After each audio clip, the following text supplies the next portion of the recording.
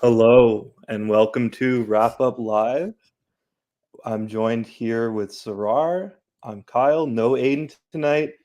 Um, Oren's on a beach in Mexico. Sahal is either working or recovering from working. So it's just us. And we're here following the Raptors win 103-92 against the Timberwolves. Good positive note as the Raps head into the All-Star break after a couple of tough losses. And yeah, let's start there. What were your notes on the game? I mean, what were your impressions of the game? And you're right. Yeah, It was yeah. right. I feel like Malachi Flynn. Just coming off the bench. Nobody thought he would show up, but here he is. Malachi That's Flynn your shows up, that's the plays lead. well, plays well. But I came on the show because I have something to say, and also because you guys were short, so here I am.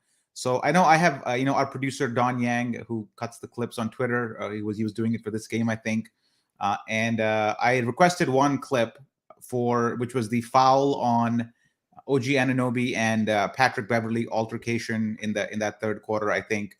So can we play this clip? Because I want to point out and give some evidence on what a bag of shit Tony Brothers is as an official. Okay, because this is blew my mind when I saw this play. Okay, so here it is. So Beverly pushes OG there, and so pause here for a second. Just pause for a second. Just pause. Beverly pushes OG. Okay, and Tony Brothers does not make a call. He does not make a call. He lets the play go on. It's an aggressive foul by Beverly to OG's like facial area.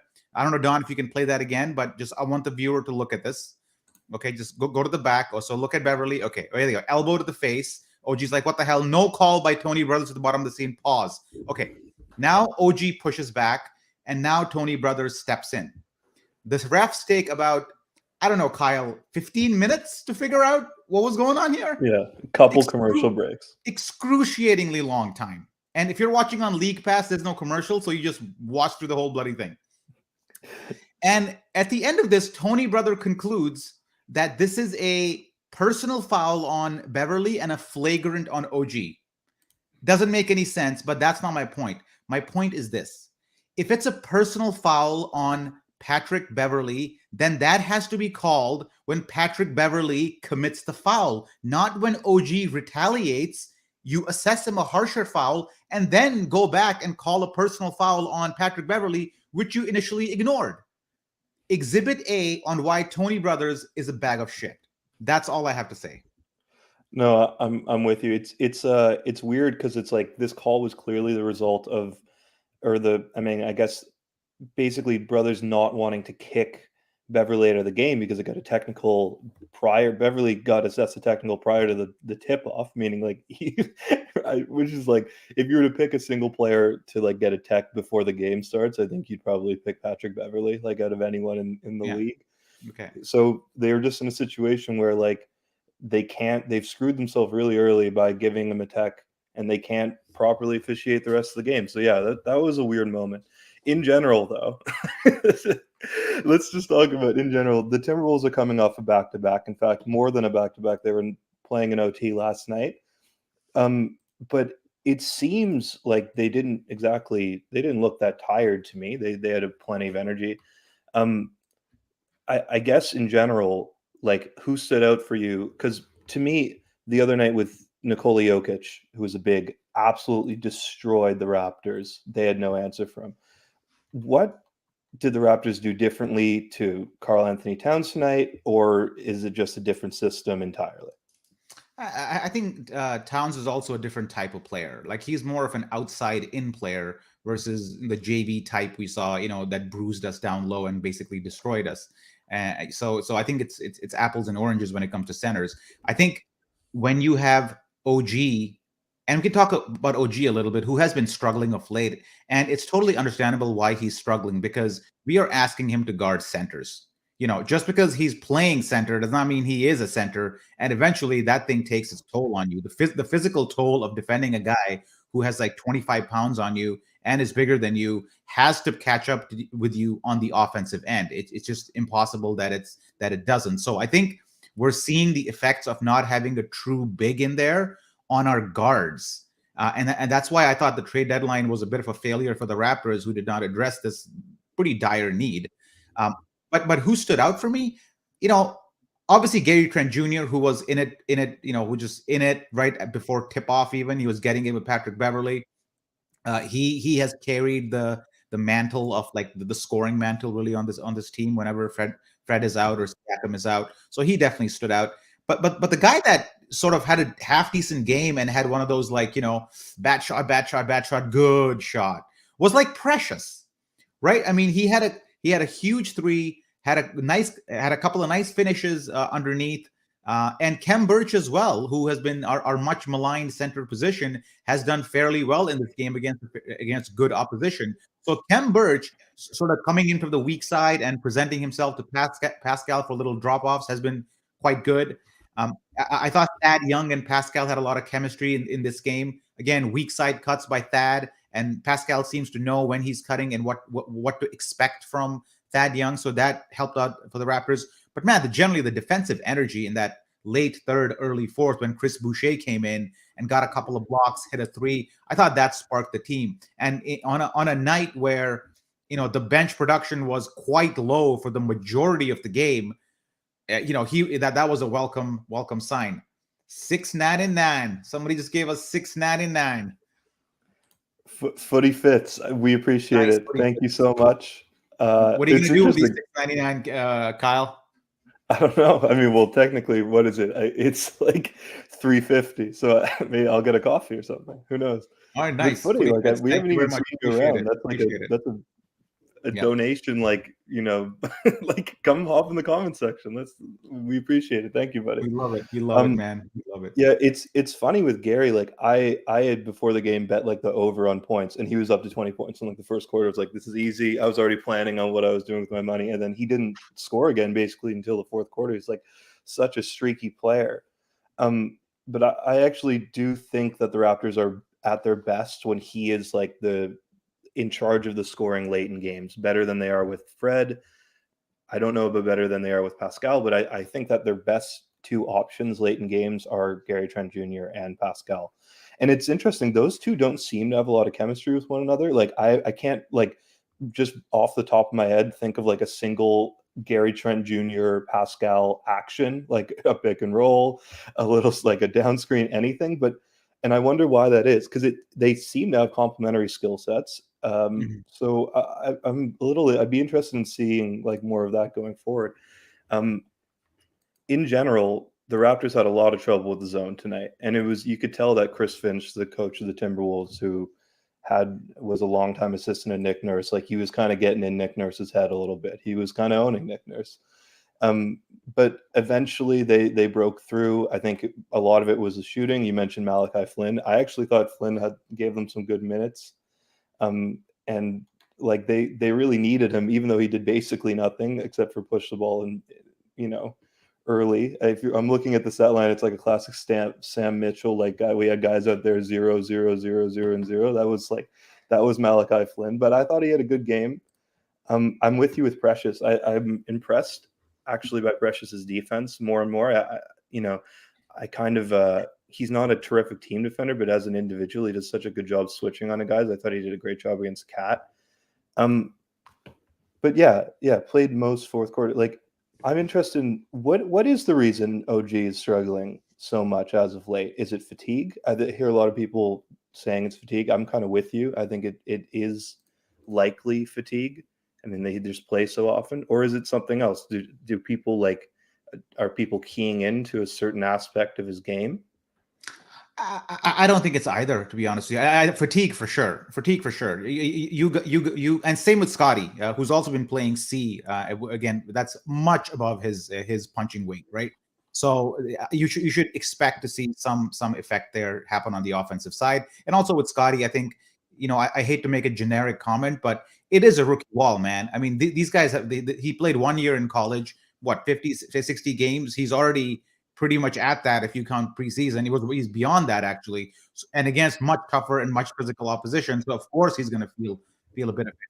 But regards to OG, I think OG's a rhythm guy. Like he needs constant not dedicated, like I'm going to give you 18 touches a game, but he needs like he needs to be fed a little bit to stay in rhythm. And right now, I feel like OG is kind of going back to the OG from a couple of years ago, where he's mostly a 3-and-D guy. And if you look at the last year and a half, when he, or the last year especially, where he became a bigger part of the offense, he became so because the Raptors trusted him to, one, generate offense through his drives, feed him in post ups, and generally like trust him more with the ball. I don't think we're seeing much of that anymore. And that's not to say because the Raptors don't trust OG. Of course they do. I think they think highly of him. But I think guys like Siakam are just, their usage rate has just gone higher, and it's come at the expense of it has to come at the expense of somebody else. And OG is a fairly passive guy in terms of demanding the ball or looking for his own shot. So you naturally would expect his shot attempts, his touches to go down. Now, having said that, I still think he's playing quite well. I think the narrative that OG is struggling is not valid at all. I think, yeah, his points per game are down, but he's also doing a hell of a lot more on the defensive end, as we mentioned earlier. He's still shooting okay from three. He's still defending very well. So I don't buy it, the fact that OG's struggling. Offensive output is low. That does not mean he's struggling. I mean, throughout this winning streak, it's not like he was blowing up. He had like maybe one or two good games in that one or two good scoring games in that winning streak. But most of the time, he was doing a lot of the dirty work that other guys are spared. Yeah, I'm with you. I think it's the production is down. I'm not sure if the level of play is actually down. And there's always a difference between that. I think people like really mistake those really in every sport. But I think it's worth mentioning that like OG's usage rate is down, and the Raptors are like 8-2 in their last 10, or you can extend that even farther. Like they're best when OG is a role player, and at least to me, like I like OG as a spacer on those little cuts, those little duck-ins, and I want the offense to really be run through Pascal and to a certain extent Fred and Gary. I mean, I think that's the way they operate as of like now, meaning like during this win streak, and I think it's working for them. I've got no problem with it. Now, like whether OG is going to be satisfied with that workload remains to be seen, although he seems like a pretty chill guy, but like by all accounts, seems like a pretty chill guy. So, who knows? Yeah, man. I don't think OG's I don't think he's struggling. So I don't know what to tell you. Yeah, his as some people are making the points that he needs to be fed. Yes, he certainly needs to be fed more than Gary Trent Jr. or Siakam need to be fed for sure. Does he? Somebody made a comment about his weak handles. His handles are not weak. I just think that his handles are the effectiveness of his handles are proportional to how many touches he gets.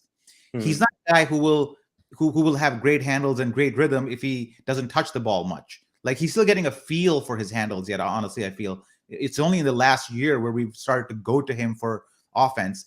And again, I'll make the point that I made like the last time I was here was that OG is still a productive offensive player and arguably one our top two post-up players. After Siakam, I would say OG is our best post-up player. So when the Raptors do need something different or they want to wear an opponent down, OG remains a very good option to go to. And whenever we do post the ball up through him, it's not like we're having negative results. We're doing okay.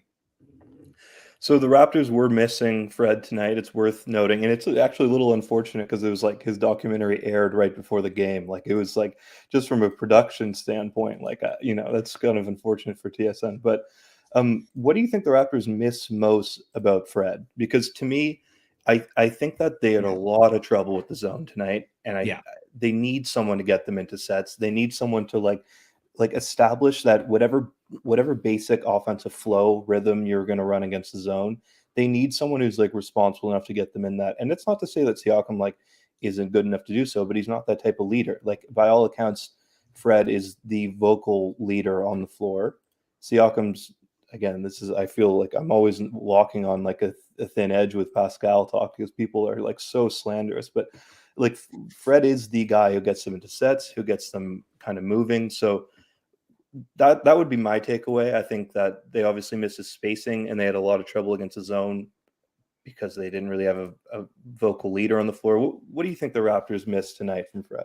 with Fred out, I should say. Well, when it comes to dissecting the zone and making the right reads in a zone, I don't think it's up to one person to do that. It's not like in man to man. If you have a very good offensive player, he can take his man off the dribble and just get to the rim, or do some magic and get points and basically negate any defensive strategy thrown at them. In a zone, you can't do that because it requires multiple guys on your team to be on the same page. And you said earlier that Nick Nurse was a bit slow to adapt. He was, but when he finally did adapt, what worked for the Raptors is the back screen on the back half of the zone. Because if you screen out the back half of the zone, you will get shooters open in the corner. And that's how Precious and Chris Boucher got their points, is by basically Nick Nurse saying, okay, we're not going to beat the zone through crisscross passing like Pascal was trying to. We're going to set some positive screens and look for guys in the corner. And if they collapse on the corner, then we'll drive. So good stuff there. But to answer your question on what did we miss about Fred the most, I thought his shooting. I don't think the Raptors did a poor job in moving the ball around in the zone. What they lacked was finishing the play off in the zone. And in a zone, you usually have the three-pointer fairly easily available to you. And given Fred's extended range, it would have come in handy a lot today. So I think his shooting more than his quarterbacking is what the Raptors missed there. Yeah, I'm probably with you. I will say, like, a team with a lot of young guys, especially against a zone where it's an unfamiliar situation, you can kind of see, like, Precious needs a guy to, like, point him to, like, cut now, go now. But I'm with you in that, like, the biggest aspect is just he is their best shooter and he wasn't playing, and it was obvious. Like, they had like serious trouble shooting tonight. So this kind of ties into our next point. You were saying the Raptors had like a disappointing deadline, and we can get more into it. But the result of that disappointing deadline was Thaddeus Young. He played tonight 21 minutes, pretty respectable, like five rebounds, 10 points, an assist, a steal, a block. What was your impression of Thad tonight? Thad's a smart player. I've been watching Thad for like years, man. I mean, I think I've written like a couple articles for Raptors Republic like 8 years ago, asking us to pull the trigger on Thad Young. So no surprises for me from Thad Young at all. I think the guy is connecting with Pascal well. And, you mentioned earlier how you don't see much of Pascal and Gary connecting a lot on the offensive side, is because as great as Gary is, he's not necessarily a guy who moves extremely well off the ball. He's sort of he just doesn't do that. That's not his game. Like he doesn't like, circle around this, move around the semicircle looking for the right cut towards the rim. And Pascal loves that, because oftentimes when Pascal is double teamed, the easier pass is usually underneath in the painted area, not back out to the perimeter. Because if you're double teamed near the low post, the pass out back to the perimeter is usually over some guys. And those skip passes are harder to make, and Pascal has learned not to make them, to be honest. He prefers the passes underneath, the passes come on cuts, and Thaddeus Young brings that. So of all the good things that did today, defensive effort, ran the break well, played some good defense, what I liked is what you mentioned earlier, is that he's developing some offensive chemistry, because defensively, what you're going to get with this guy. Like, he's going to be an above average defender. He's not going to let you down too many times on defense. It's more like, how does he click on offense, and how does he unlock some of the Raptors' offensive potential? And I think in this game against a fairly good Minnesota defense, we saw him do that. So a good positive note, I'd say, to end the first half of the season. Yeah, I was actually like shocked at.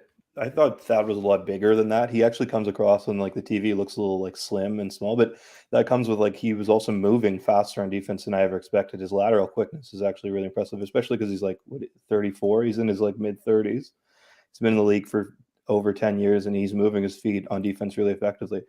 And yeah, lots of great cuts. He had a nice little cut. I think it was in the third quarter on a Pascal double team, a wide open layup. Like he's just a smart player. My issue, and I think you'll agree with me on this, like is that there's a severe redundancy with Thad and the rest of the bench. Now, like this comment doesn't apply to tonight, but on a normal night where Fred is the starter, the 4 guys off the Raptors bench, the first 4 guys are all bigs. And all bigs who can't shoot particularly well, with the exception of Chris Boucher. Now, like, Thad had a great night, but I guess the frustration is on a night like tonight where the Raptors were really struggling, needed shooting on the floor. They couldn't get shooting from anywhere, and they went out and acquired Thad Young, who has a lot of positional overlap, a lot of like skill overlap with the rest of the roster. So I don't know. It's hard to say. Like, would you rather have seen a guard at the deadline? Would you have rather seen a big? Or are I you mean, happy with that? Yeah. you know, one of my notes that I make in my Google Keep, there's not many in this game because I had a pretty rough day for a lot of other reasons. But one of them is just weak bench. And I remember writing that note down, really anticipating at that moment where I was thinking, man, the Raptors need to change this game up a little bit. How do they do it? And I scanned the bench, and not a single name stuck out, which I could identify as a potential guy you could point to and say, you will make a difference in the game. Now, it ended up being Boucher to some degree, and that stepped up, as Litmus is pointing out. But yeah, we see. I hate to put it on one guy, and I'm not putting it on him, but I feel there were certain expectations of Watanabe this year that have not been fulfilled, and that is having a almost a domino effect on others, because he was supposed to be the guy who could give those like 15 minutes a game, provide some defense, provide some 3-point shooting. In his absence, and nobody has really stepped up and filled that void. Svi kind of had a good first 5 games of the season or 10 games of the season, but he fell off. He's not in the rotation. So, and essentially, we are trying to fill the expectation we had of Watanabe at the start of the season to no avail. Obviously, I would have loved a guard. I would have loved a big more.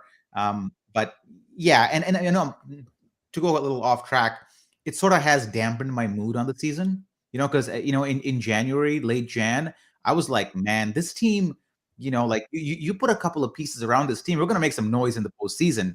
Now, when I look at this team, yeah, it's a nice win in Minnesota. I don't see us making noise in the postseason, and that's sort of like where I've sort of my level of enthusiasm or excitement for this team has gone down. Still a good team with young players, but that's the part that's bugging me. Yeah, I'm with you. Utah has really, like, and I'm glad you brought that up. I don't know if Christopher Lee is here with us tonight, but after every game, like the early season, like there are tons of comments like, well, we're missing Utah. Like, of course we lost. We don't have Utah. And like, here he is healthy, he's not playing. Like, the expectations for Utah were through the roof. The expectations for Svi were really high as well, and he hasn't panned out. Champagne is not in the rotation because he's basically kind of like a worse version of the rest of the bigs, like a smaller big. And who also can't shoot. So there just aren't answers right now. Yeah, Champagne took you to roll on. What do you mean on the bench? As in they're both on the bench. They both slid one spot over. Why isn't Champagne playing? Is he injured? No, he's this DNP CD tonight. I think he just doesn't bring like enough of an individual skill set. Like, I think they would prefer to have you know, like sort of a Thad Young out there, because it's just like Champagne was an energy rebounder type. I am surprised at that. I'm very surprised at that, because whatever you may think of Champagne, that dude moves without the ball. He's not he may not be an amazing 3-point shooter, but he moves without the ball enough that he could have been deployed against the zone. Not to question Nick Nurse and his championship, but that seems a little suspect, don't you think? Yeah, no. Who would you have rather seen him over tonight, though? Like, I thought Flynn they needed just based on like a spacing concern, maybe over Banton, perhaps. I'm not sure otherwise, though. Like, who Champagne really would be getting minutes over in this rotation? Like, that's the problem, is that the 4 guys off the bench are all like more skilled than anyone else on the bench. Yeah. They just happen to be all bigs. I actually like this comment from Andrew. Boucher, Precious, Thad plus a shooter would be a good bench. It'd be better than a good bench. That'd be a great bench. So maybe the plan is like, let's get Malagai some minutes, see if we can get him going. Maybe Svi gets going. Maybe Utah gets going. I think that was likely their plan going into the deadline. That was like, we're just going to hang tight because we have all these guards that are eventually going to make something happen. Yeah, I mean, it's like what are we even talking about at this point? I mean, trade deadline's over. This is our, let's ride this out, man. All we got is a buyout market at this point. So I don't know when people are popping on that list. So I don't think we should be. It's a moot point to discuss like who we should have gotten at the trade deadline. I'm just saying that my enthusiasm for the season, my expectations of the season have sort of stabilized after the trade deadline. This guy wants to waive Svi. I mean, I can't not agree with him. He's taking up a roster spot. We got a lot of guys just taking up roster spots, man. Do you think Svi picks up, because Svi has a player option next year? Do you think Svi picks up his player option at this point? Hell yeah, he picks up his player option, man. Just to stay on an NBA roster? You don't think he cracks? He's picking that up at 12:01 on the day it's eligible to pick up that option. Okay. He's not going to miss the deadline like James Harden did. Apparently, like missed the deadline, didn't file the paperwork in time. You think Svi's going to be on it? Him and his agent. I mean, if the NBA did not have marijuana freaking testing going on all the time, I would have bet my goddamn house that James Harden is high all the time.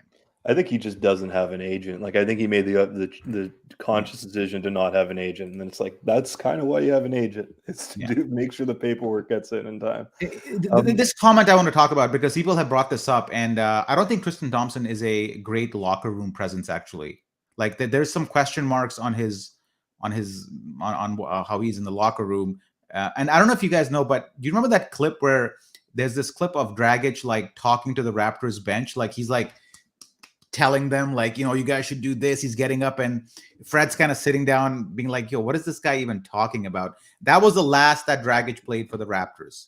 So I think the Raptors are very, very wary of bringing anybody that will disrupt the chemistry that this group has. I think that is number one for Masai and Bobby and Nick Nurse. So I don't think we're going to see Tristan Thompson. But who knows? I could be wrong. Oh, there you go. We'll sign a new deal with the Chicago Bulls after he clears waivers. Yeah, the Bulls are... I love the Bulls, man, but, the Bulls are about to find out that DeMar DeRozan doesn't work in the postseason. Yeah, I was going to say I feel bad for all these Bulls fans, like, watching an incredible DeMar season, and it's like I've seen that before, actually. I've seen it 3 or 4 times. And it doesn't really work out excellently. But that being said, if they weren't in the same conference, I wish them the best. I think if the Raptors aren't winning the championship, I'd like the Bulls to win one. I mean, DeMar definitely deserves one. Okay. And there's not much of a rivalry between the Raptors and Bulls. Like those guys are like dapping each other up after games. Like they seem to like each other. Who are the Raptors rivals? Okay, let me. I mean, it's Boston, Philly, Milwaukee, maybe. Washington, just because the games are always tight. Yeah. I can't. Am I missing anybody? The Knicks, not really.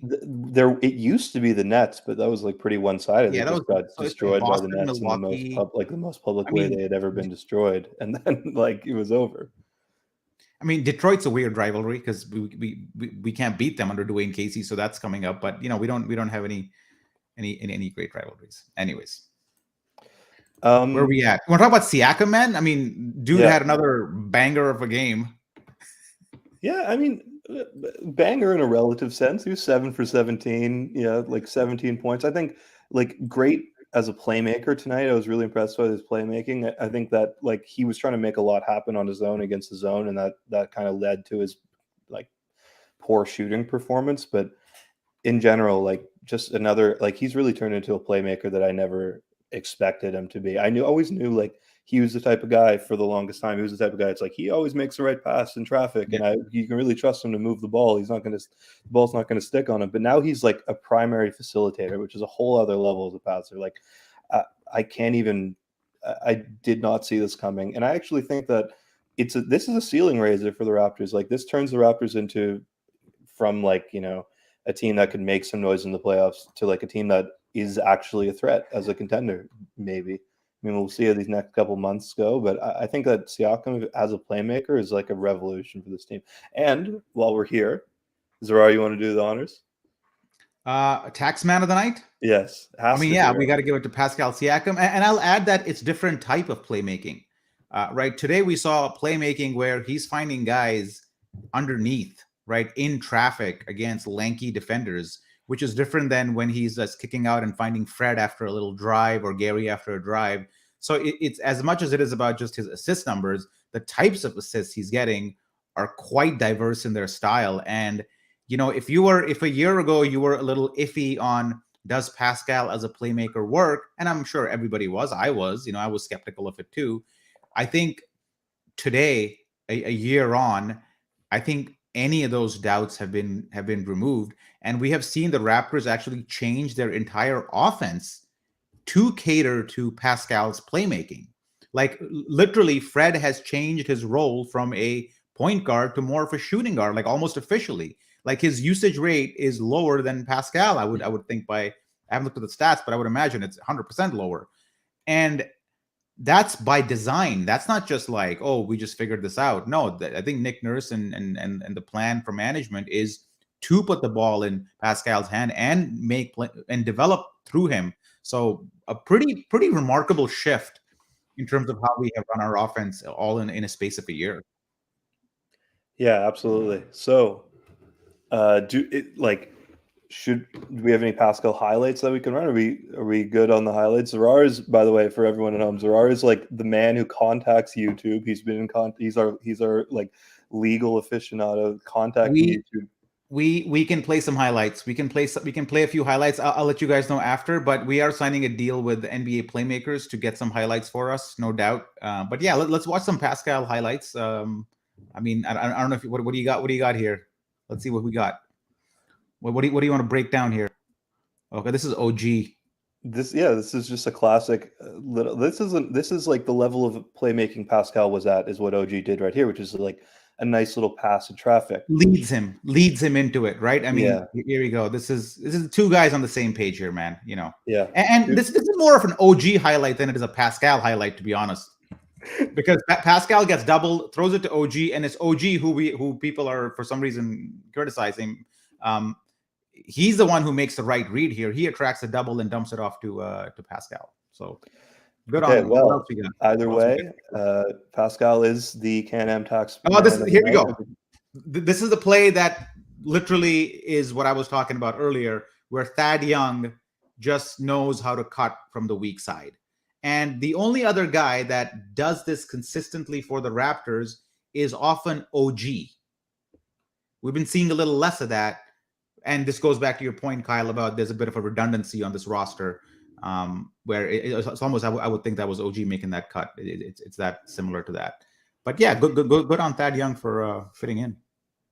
Yeah, seriously. And this is like he is the type of player that should be able to fit in right away because he just knows where the little pockets of space are. He knows what he's doing. Pascal Siakam, Can-Am Taxman of the night, help you navigate your taxes better than Pascal Siakam does a pick and roll. Why not? I don't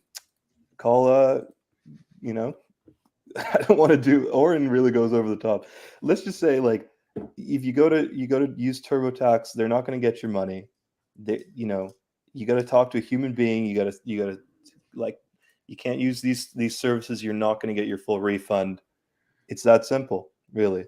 You don't want your accountant to look like Kyle. No, you don't. You don't want your accountant to look like me. You want your accountant to look like Zarar with his new haircut. All right, man. Let's move on. What else we got today? What's Twitter saying? Any interesting quotes coming out of the post-game locker room? I think the first half of the season. What's our record? How do we rate our expectations versus reality? Sometimes we're so deep into like what happened in this game, what happened in that game. But let's step back and look at the first half of the season and basically just say that it was a smashing success. Yeah, and it's interesting. Like, really bad start, really great finish, and eventually, they even out as like a team that's 7 games above 500. They're 7th in the East, which I actually think is maybe like within the same range as what we thought preseason. Maybe a little bit higher. Like I was thinking like the play-in, which they're in. Yeah. But that being said, they're 5 games out of first place in the East. It's so congested. Everything's up for grabs, especially that 6th spot. And The Celtics are on a big run. The Sixers got better. The Nets are getting healthier and probably got better. So we'll see how it all shakes out. But honestly, I think the Raptors' first half is slightly better than expectations, but I wouldn't say it's a smashing success. I won't go that crazy. Right. So my expectations were, I guess I was right in the sense that we're in the play-in hunt because we are technically in the play-in, though that's what those lines I guess mean. But I was more on the lower end of the play-in, like what the Charlotte Hornets are right now, like 29 and 30. And kudos to the team for proving a lot of people, including myself, wrong on how good they might be. So I think it's set up nicely for the second half of the season. It really is. When you look at this group here, if the Raptors started a 7-game series with the Heat, let's say, I'm not saying we're going to win it. I'm saying we match up well because they don't have the big, lumbering center like JV in the middle that just wears us down. We're good there, right? With the Bulls, Vucevic, a bit of a tough matchup, but he's not really a bruiser. And we played them tight in 2 of the 3 games. I think I went to one, or I think all 3 games has been quite tight, actually. The Bucks we've done well against. Cleveland, not so much. Philly, we played well against. So if you look at Boston, we haven't played well against. If you look at the teams above us and you look at how the Raptors have fared in regular season matchups with them, it's been quite positive. This is not a team that has gotten blown out on too many nights, right? So, and maybe earlier on in the season, especially given last year, you might have thought that there are going to be some nights where we just get outmatched and outplayed. In fact, I'd say even when the talent is stacked against us, we still play beyond our talent level and compete when we should not necessarily always be competing. So given the general competitive nature of this team, I'd say it's certainly my expectations exceeded. Yeah, in general, all those other teams in the Raptors' immediate vicinity, I'm more afraid of the Sixers, Celtics, and Nets than I am the Bulls, Heat, and Cavaliers type thing.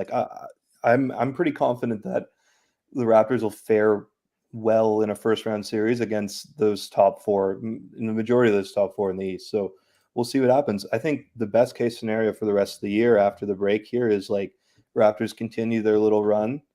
They get in that 6th spot, avoid the play-in entirely because it would be a nightmare to run into the Nets in the play-in as they were getting healthy type thing. That would be such a kick in the nuts after an excellent season is 7 seed running into the 10 seed Nets as Kevin Durant comes back. That would be painful. So, hopefully they secure that 6th seed. Maybe, I don't know, Boston cools off a bit. Cleveland cools off a bit. Philly, I don't know. Maybe they'll have a complete collapse. Although I think if anything, they're moving upwards in the standings. And, we'll see what happens. I think if you had to predict right now what seed the Raptors are finishing, Zarar, what would you go with? I'd probably pick, in the 6 to 8 range. I'd say, realistically speaking, because for some of the reasons we mentioned earlier, I don't know how sustainable it is to throw out Scotty Barnes and OG Anunoby in matchups where they're outmatched by 25 pounds consistently. I think that's going to be problematic. But at the same time, we also have Khem Birch, who had a good showing today, the masked man, the masked warrior. Positive showing from him. His problem just needs to be that he needs to stay healthy. I think if he's healthy and contributing 8 points, 6 rebounds a game, good defense, he's not a guy that you need to feed the ball much. He's like a vulture, feeds off scraps. Those are things that can help us get to maybe the 6th seed, and if we're really good, the 5th seed. But it's a lot of ifs and buts when we talk about Khem Birch stepping up and OG and Scotty playing center for extended minutes, and Utah continuing to struggle the way he is, the lack of a bench. All those things are preventing me from making a more positive prediction in terms of standings. How about you? Yeah, I say, 6 or 7. I think the Nets will probably go on a run here. I don't see the Nets finishing the play, and they just have too much talent. And something tells me, I don't know, I'm not buying this Cavs team. I get that they have all these talent. I'm not buying it. This Cavs team reminds me of the old Chris Bosh Raptors teams, just replace Chris Bosh with sort of Evan Mobley there, and a bunch of decent players with no playoff experience. Every team has to go and pay some dues.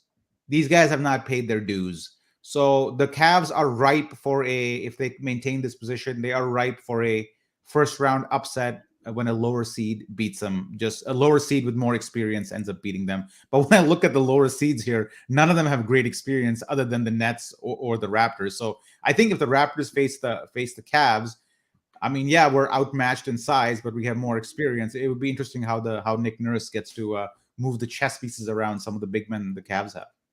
Yeah.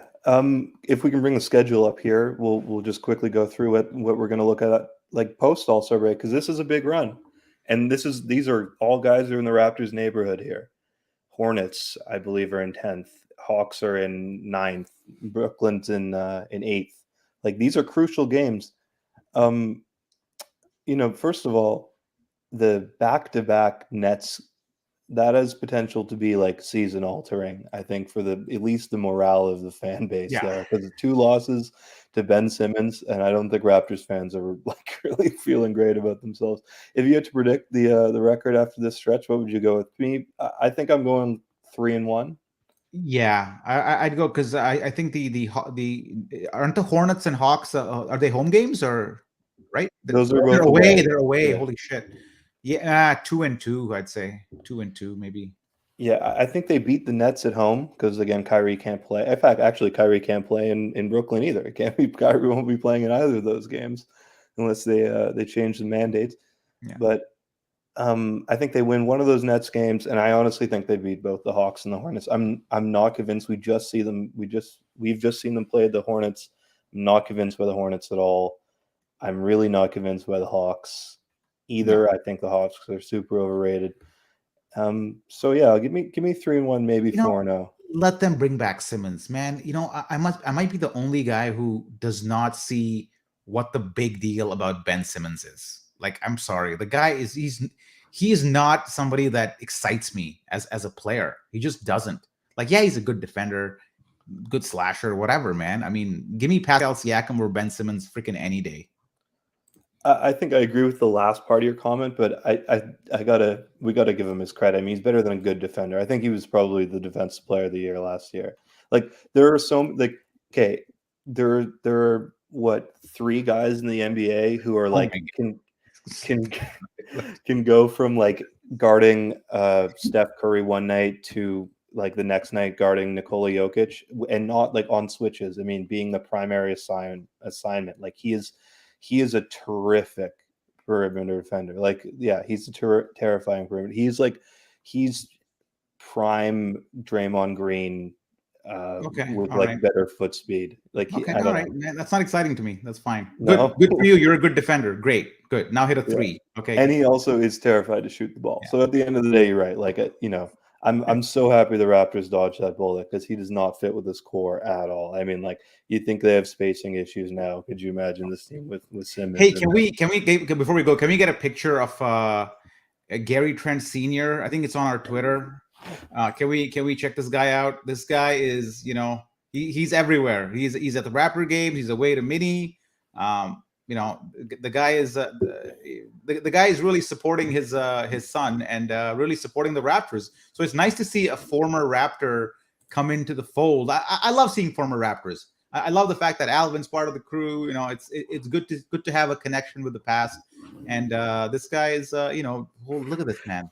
Can we go back to the last tweet, because the lighting on his head on the last tweet was like, what is going on there? That's because that's a picture that I took of my TV. I was gonna say, he looks like Avatar, the Last Airbender or something.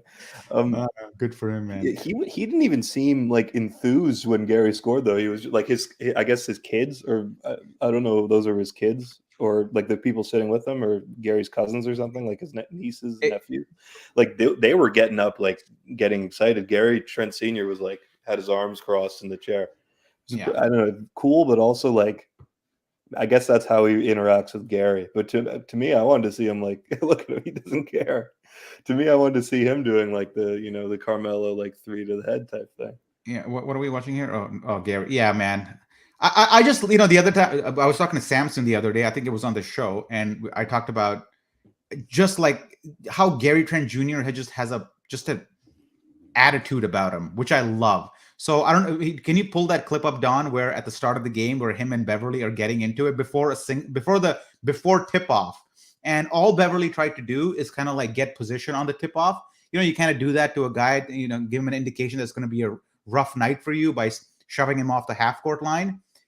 Gary was like, "No, man, none of it. You're not coming over the half court line an inch. This is where my stand starts. We're not going to start off with you trying to pull some garbage off." It's like what you teach kids at school. When a bully comes, or when you go to prison, when somebody comes, you stand up to them right away. You don't let them bully you at the start, because that will only lead to more bullying later. So I just love that he just said, "No bullshit. I'm going to call you out on your garbage freaking tip-off routine. We're going to have a little bit of a fight here, cause a bit of a scene." Love this. I thought this set the tone for the Raptors. Underrated non-clip of the game, because the game hasn't even started yet. Yeah, I love Scotty's energy too. I actually think the Raptors are lacking some of this sometimes. Like I think they need some attitude. Like with DeMar and Kyle, those teams always those are always chatting and like they had something to say. I don't know. This team doesn't really have that. Like Fred's pretty relaxed, Pascal's pretty relaxed, and it's like whatever. It's not essential. You can be a successful team and not talk, but like I don't know. I think it brings another element. They definitely worked on Gary to start the game. He was on fire. He had like 15 first quarter points after taking the tee before the game. I don't know. Maybe it works. On that note, all right, man, let's get the hell out of here, man. Yeah, let's thanks everyone for coming. Like the video if possible. If possible. Well, look, I know it's a I think there's a button on the screen. No? Obviously, clearly it's a big ask considering we have consistently 200 viewers and less than 200 likes. You'd think that every single person would be liking, but who knows? Anyway, we'll see you after the break, and good night. Thanks for coming.